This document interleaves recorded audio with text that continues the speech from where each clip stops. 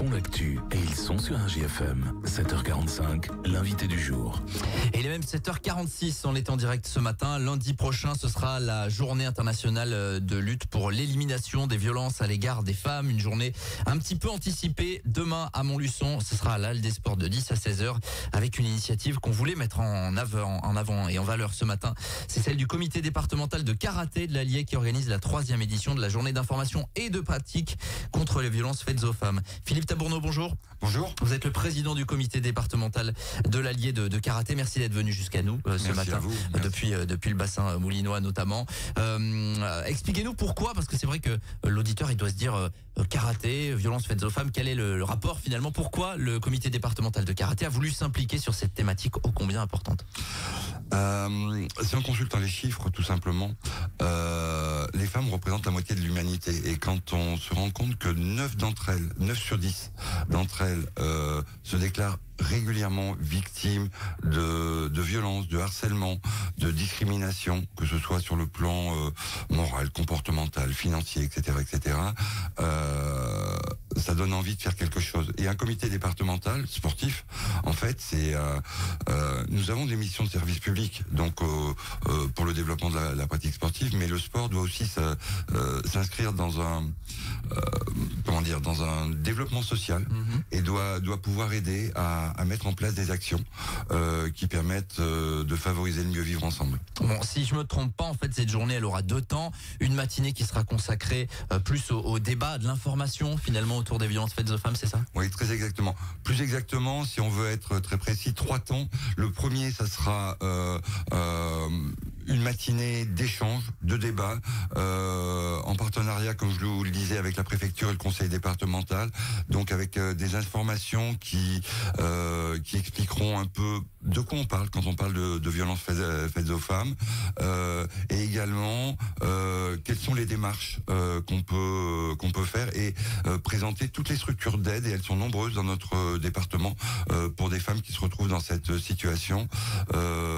Ces débats seront animés par le CIDFF, par la brigade territoriale du Montet, la gendarmerie qui fait un énorme travail de sensibilisation sur le sujet. Également par le conseil départemental. Donc là, l'idée, c'est de pouvoir écouter et puis poser toutes les questions qui semblent qui viendront, qui surgiront de ces présentations. Entre midi et 2, on va organiser un petit buffet parce qu'il sera bien le temps de se sustenter. Bien sûr. Mais ça sera aussi le moment. On est sur un sujet délicat où on a pris conscience dans les précédentes éditions que il peut y avoir des questions un peu plus confidentielles.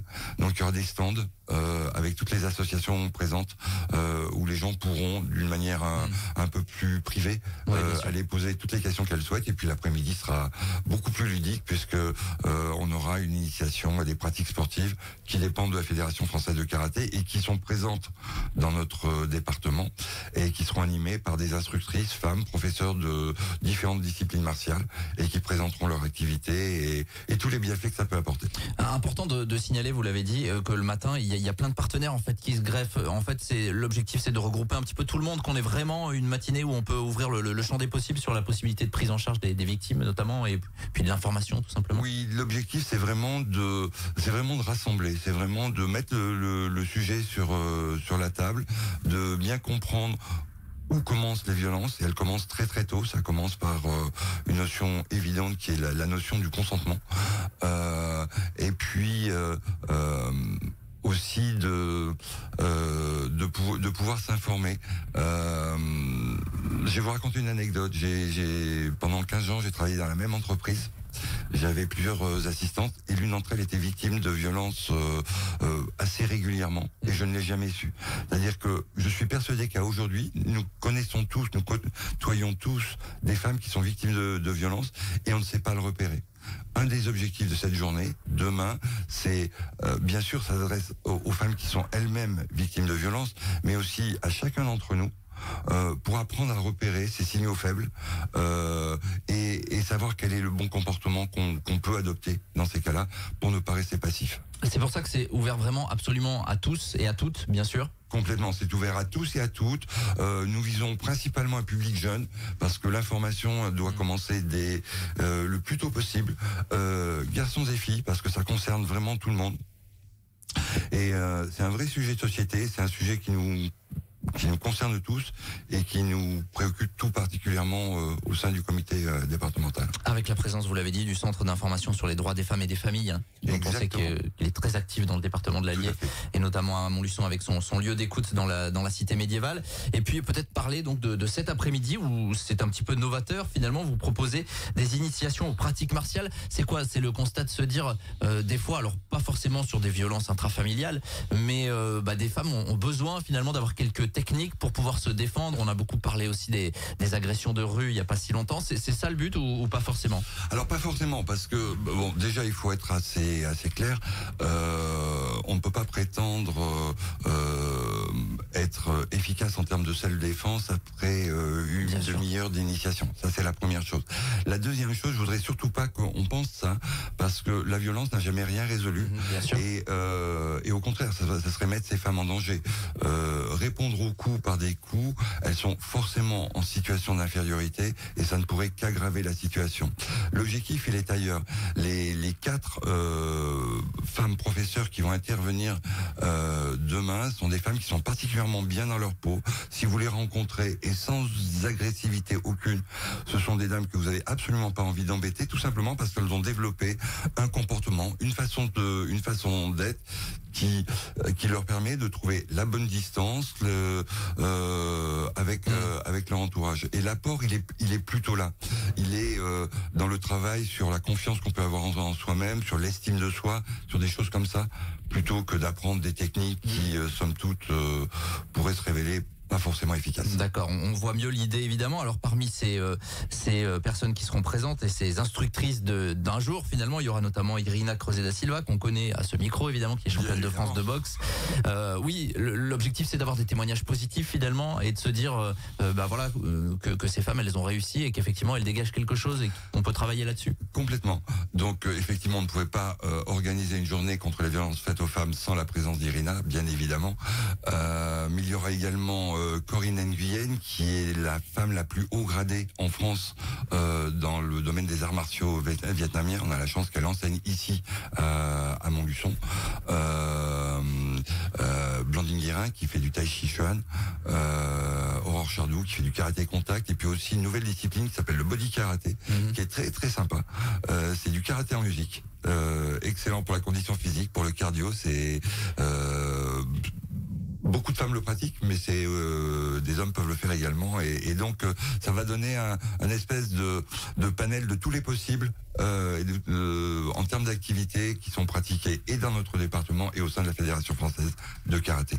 Avec pourquoi pas la volonté que les femmes qui vont participer s'engagent, pourquoi pas dans les clubs, c'est aussi peut-être l'idée, ou les clubs de karaté. Nos clubs sont toujours ouverts, il n'est pas trop tard pour prendre une licence, clairement, et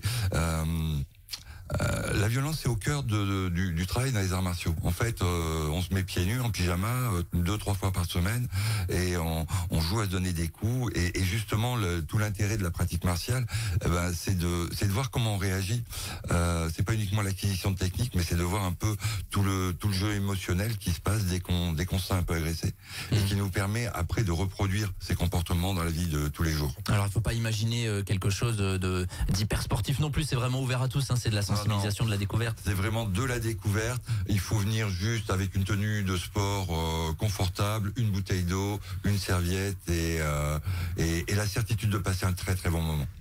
Oui, parce que vous avez un peu de recul. C'est la 3e édition qui est organisée par le comité départemental de karaté de l'Allier. Les autres fois, c'était à Saint-Pourçain-QC. Vous changez donc de bassin finalement. Vous avez le sentiment que ça répond à une vraie attente finalement, une journée comme celle-là? Alors ça répond à une vraie attente. Déjà, ça permet de prendre conscience de toutes les infrastructures qui existent dans notre département. La préfecture et le conseil départemental font énormément dans ce domaine-là. Il existe de très nombreuses associations qui seront présentes demain, Sœurs Optimistes par exemple, à Portée d'Aile, qui vraiment œuvrent tout au long de l'année pour aider ces femmes dans le cadre lorsque lorsque la situation l'exige en fait. En tout cas, il y aura tout, en tout cas pour la prise en charge, avoir plus d'informations, être sensibilisé et y compris être, je dirais, ouvert à ce qui se passe autour de nous, hein, vous l'avez dit, parce que c'est important. Exactement. On rappelle donc ce rendez-vous à partir de 10h demain à la Halle des Sports. On peut venir uniquement le matin, uniquement l'après-midi, c'est assez libre finalement. C'est complètement ouvert, on peut venir même que pour le buffet si on le souhaite. Il n'y a aucun souci. Oui, évidemment, le temps du buffet, on a compris aussi qu'il était important pour permettre l'échange un petit peu plus informel et parfois on a besoin effectivement de poser des questions un petit peu plus personnelles. Ce rendez-vous, en tout cas, on voulait le mettre en avant, le comité départemental de karaté de l'Allier qui organise la 3e édition de la journée d'information et de pratique contre les violences faites aux femmes. Ce sera à J-2 de cette journée internationale. Vous en entendrez forcément parler de lundi. C'est un sujet évidemment dont on parle beaucoup dans l'actualité. C'est demain 10 à 16h. C'est à la Halle des Sports, c'est à Montluçon. Merci Philippe Tabourneau. Merci à vous d'être passé à notre micro ce matin. Président du comité départemental de karaté de l'Allier. Il est bientôt 7h57. On est dans le Good Morning Montluçon. On continue dans un instant. Tous les matins, 7h45, l'invité du jour en direct sur RJFM. Retrouvez l'invité du jour en podcast sur rjfm.net et l'appli RJFM, mais aussi en replay vidéo sur YouTube et Facebook. RJFM.